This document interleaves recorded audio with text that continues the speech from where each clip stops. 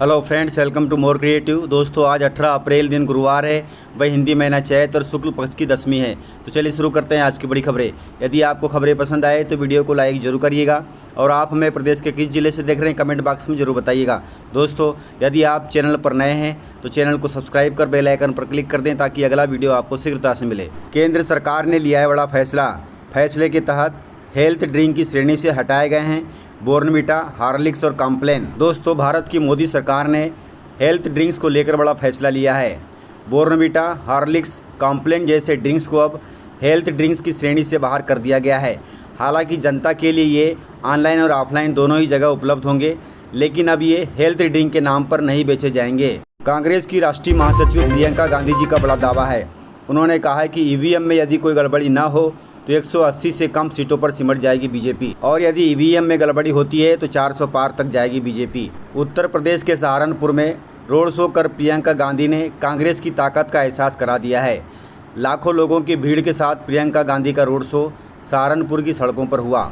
उन्होंने लोगों को संबोधित करते हुए प्रधानमंत्री नरेंद्र मोदी पर जमकर निशाना साधा है। उन्होंने कहा कि यदि आज ऐसा चुनाव हो जिसमें ईवीएम में कोई गड़बड़ी न हो तो भाजपा 180 सीट पर सिमट जाएगी। दोस्तों, आपको बता दें कि कांग्रेस महासचिव प्रियंका गांधी सहारनपुर पहुंची थी। उन्होंने यहां रोड शो किया जिसमें ज़बरदस्त भीड़ देखने को मिली। उन्होंने लोगों को संबोधित करते हुए इस समय देश में बेरोजगारी, कमर तोड़ महंगाई, नफरत, आर्थिक असमानता और तानाशाही है, जिसको मिटाने के लिए कांग्रेस आप सभी का साथ मांग रही है। आप जरूर कांग्रेस का साथ दीजिएगा। मध्य प्रदेश कांग्रेस अध्यक्ष जीतू पटवारी जी ने बड़ा दावा किया है। दावे के तहत उन्होंने कहा, पहले चरण की 6 में से 4 सीट कांग्रेस जीत रही है। लोकसभा चुनाव के प्रथम चरण का चुनाव प्रचार 17 तारीख को शाम 6 बजे थम गया है। मध्य प्रदेश में पहले चरण में 6 सीटों पर 19 अप्रैल को मतदान होगा। भाजपा और कांग्रेस दोनों ही पार्टियां पूरी ताकत लगा रही हैं कि जीत उन्हीं के खाते में जाए। इधर कांग्रेस प्रदेश अध्यक्ष जीतू पटवारी जी ने दावा किया है कि प्रथम चरण में 6 में से 4 सीटें कांग्रेस जीतेगी। दोस्तों, आपको बता दें कि प्रथम चरण में प्रदेश के सीधी, शहडोल, जबलपुर, मंडला, बालाघाट और छिंदवाड़ा में 19 अप्रैल को मतदान होगा। कांग्रेस का कहना है कि इन 6 सीटों में से 4 सीटें कांग्रेस जीतेगी। वहीं जीतू पटवारी जी ने पुराने आरोप दोहराते हुए मतदाताओं से कहा कि मोदी जी और अमित शाह, पूरी भाजपा ने वादे जो किए थे अभी तक पूरे नहीं हुए हैं। 15 लाख अभी तक वापस नहीं आए। किसानों को गेहूं और धान का उचित मूल्य नहीं मिला है। बहनों को 3000 रुपये महीना अभी तक नहीं मिला है। एक भी वादा बीजेपी ने पूरा नहीं किया है। यदि भाजपा के कारण आपके घर में सुख समृद्धि आई है तो उसे वोट दीजिए, अन्यथा कांग्रेस को वोट दीजिए। इस प्रकार से जीतू पटवारी जी ने जनता को संबोधित करते हुए कहा है। रेल यात्रियों के लिए राहत की खबर है। गुरुवार से रतलाम, उज्जैन, ग्वालियर, भोपाल से होकर चलेगी ये स्पेशल ट्रेनें। गर्मी की छुट्टियों और आगामी त्योहारों को देखते हुए रेलवे ने अलग अलग समर वीकली स्पेशल ट्रेन चलाने का फैसला लिया है। यह ट्रेन सतना, कटनी, जबलपुर, सागर, इंदौर, उज्जैन, देवास, इटारसी, खंडवा समेत 1 दर्जन स्टेशनों से होकर जाएगी। वहीं रेलवे ने रेल यात्रियों से अपील की है कि इन स्पेशल ट्रेन के ठहराव की विस्तृत जानकारी रेलवे स्टेशन, रेल मदद नंबर 139 या फिर ऑनलाइन प्राप्त कर सकते हैं। दोस्तों, बड़ा गूढ़ रहस्य है कि उज्जैन में भगवान श्री राम की जन्म पत्रिका अभी भी मौजूद है। इसे कुलगुरु वशिष्ठ ने बनाया था। प्राचीन धार्मिक और ऐतिहासिक नगरी उज्जैन में भगवान श्री राम ही नहीं बल्कि भगवान श्री कृष्ण सहित कई देवी देवताओं के आने और उनके कार्यों के प्रमाण अभी भी मौजूद हैं। भगवान श्री राम का जन्मदिन यानी रामनवमी पूरे देश में बड़े हर्षोल्लास के साथ मनाई गई। यह बात बहुत कम ही लोग जानते हैं कि पूरी दुनिया में उज्जैन ही है जहां भगवान राम की जन्म पत्रिका पुरातात्विक प्रमाण के साथ मौजूद है। इन जन्म पत्रिकाओं के संदर्भों की पुष्टि वाल्मीकि रामायण से होती है। लोकसभा चुनाव में सभी मतदाता जुटे हैं अपनी मांगें मनवाने पर, अन्यथा चुनाव बहिष्कार की चेतावनी। जनता के हाथ में अपनी मूलभूत सुविधाओं से लेकर बरसों से लंबित मांगों को पूरा करने का एक बेहतर मौका उनके हाथ में है।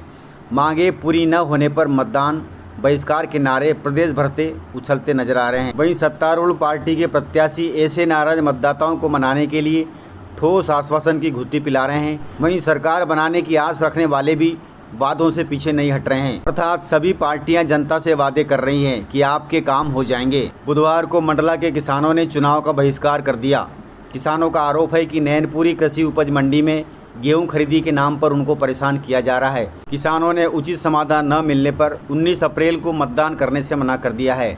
इधर सिवनी जिले के किसानों ने गेहूं खरीदी केंद्र दोबारा शुरू करने की मांग उठाते हुए मतदान बहिष्कार की चेतावनी दे डाली है। सिवनी जिले में करीब 3-4 गांव के नाराज किसान इस बहिष्कार में शामिल हैं, अर्थात वे वोट नहीं करना चाहते। वहीं शहडोल जिले में भी ऐसा ही है। शहडोल जिले में बन रहे बांध को लेकर पूर्व विधायक सहित किसान लगातार विरोध प्रदर्शन कर रहे हैं। इसका विरोध करते हुए किसान कलेक्ट्रेट पहुंचे और जल समाधि के साथ लोकसभा चुनाव के बहिष्कार करने की भी चेतावनी दे डाली। वहीं सिवनी मालवा की कई तहसीलों में प्रधानमंत्री सड़क योजना में हुई एक घटिया निर्माण का भी विरोध किसान कर रहे हैं।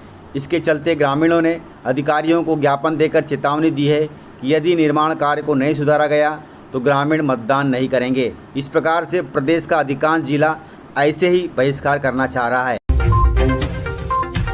मध्य प्रदेश के मुख्यमंत्री मोहन यादव ने कमलनाथ जी को बताया है करोड़पति। मुख्यमंत्री डॉक्टर मोहन यादव ने छिंदवाड़ा के चौरई के धनोरा में चुनावी आमसभा को संबोधित करते हुए पूर्व सीएम कमलनाथ जी पर बड़ा हमला बोला है। उन्होंने चौरई विधानसभा क्षेत्र के डूब प्रभावित इलाके धनोरा में ग्रामीणों को चुनावी आमसभा के दौरान कहा कि कमलनाथ के बेटे नकुलनाथ के पास 700 करोड़ रुपए की संपत्ति है, जिसकी उन्होंने चुनावी हलफनामे में जानकारी दी है।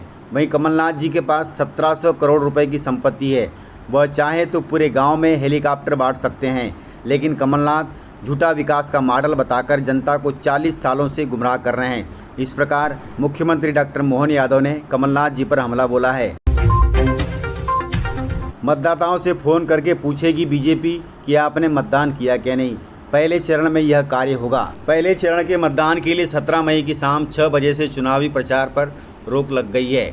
ऐसे में इन सीटों पर अब बीजेपी, कांग्रेस सहित अन्य राजनीतिक दलों ने तैयारियां और तेज कर दी है। ऐसे में पहले चरण में वोटिंग के पहले मतदाताओं को बीजेपी फ़ोन करके पूछेगी कि आपने वोट दिया या नहीं। बताया जा रहा है कि बीजेपी वोटिंग के दिन सुबह से मतदाताओं को फ़ोन करके पूछेगी कि आपने वोट डाला है या नहीं। हालांकि यह नहीं पूछेगी कि किस पार्टी को वोट डाला है और किसको डालना है। बीजेपी के इस प्लान पर कांग्रेस ने भी चुटकी ली है। कांग्रेस ने कहा कि बीजेपी वोट डालने के दिन भी मतदाताओं को अपना अधिकार बता रही है। दोस्तों, किसानों के लिए बड़ी खुशखबरी है। सीएम मोहन यादव ने किसानों के लिए किया है बड़ा ऐलान। उन्होंने कहा है कि किसानों को जुलाई में धान का बोनस दिया जाएगा। लोकसभा चुनाव का प्रचार थमने के अंतिम दिन बुधवार को मध्य प्रदेश के मुख्यमंत्री डॉक्टर मोहन यादव ने डिंडोरी जिला मुख्यालय में रोड शो करते हुए सभा को संबोधित किया। इस दौरान उन्होंने कहा कि उपार्जन केंद्रों में धान बेचने वाले किसानों को आचार संहिता समाप्त होने के बाद जुलाई महीने में प्रदेश की सरकार बोनस देने जा रही है। हालांकि यह बोनस कितना होगा इस पर अभी कोई बात नहीं हुई है, लेकिन जुलाई महीने में किसानों को सरकार बोनस देगी। इसके अलावा उन्होंने डिंडोरी जिले में आयुर्वेदिक कॉलेज खोलने की भी घोषणा की है। इस पर कार्य शुरू हो रहा है। मुख्यमंत्री ने कहा कि प्रदेश के हर जिले में ज़रूरतमंद मरीजों को एयर एम्बुलेंस की सुविधा मिलेगी।